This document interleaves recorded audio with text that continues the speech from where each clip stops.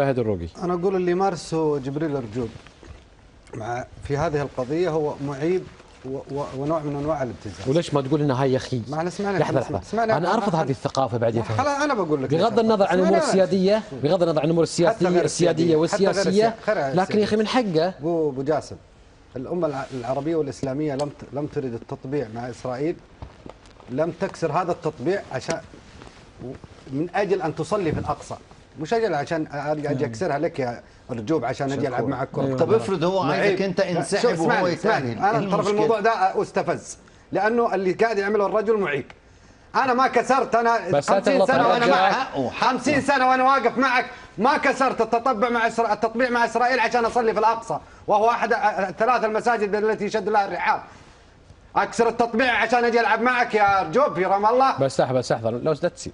لا ما الريال محد فهد. لا انا ما صدق. اوكي انتقد القرار من حقك. انا انتقد واقول انه نوع من انواع الابتزاز. شيد قراركم من حقك. والله انه معيب في حق الاخوه العربيه، اللي مش من باب التفضل في شيء، لكن الامه العربيه جسد واحد انهكها يعني من نوعيه الرجوب.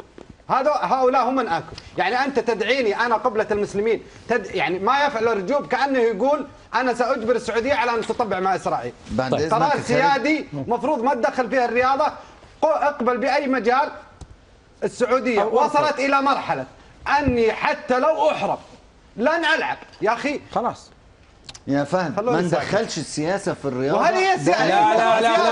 لا استاذ اسامه كلمه ما ندخل السياسه في الرياضه هذا كلام غريب. اصلا الرياضه هي صنيعه السياسه. انت اساسا من اللي وافق اول ورفض اول، مش اسماء متهمه بالفساد والان تعاني من الايقاف.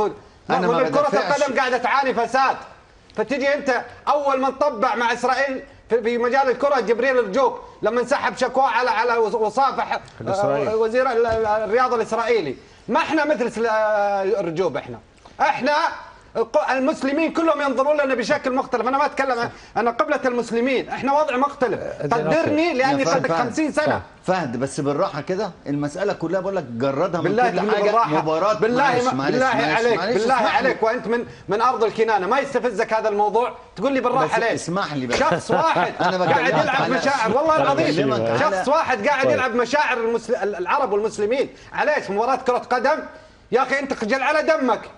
انت شايف انه لا لو سمحت فهد الروقي. شكرا خلوني اعزل الناس. يا جماعه مباراه كره قدم متنظمه تحت لوائح الفيفا بتديله الحق. فهد الروقي انتهى وقتك. شكرا. تعرفني اسامه الشيخ شكرا.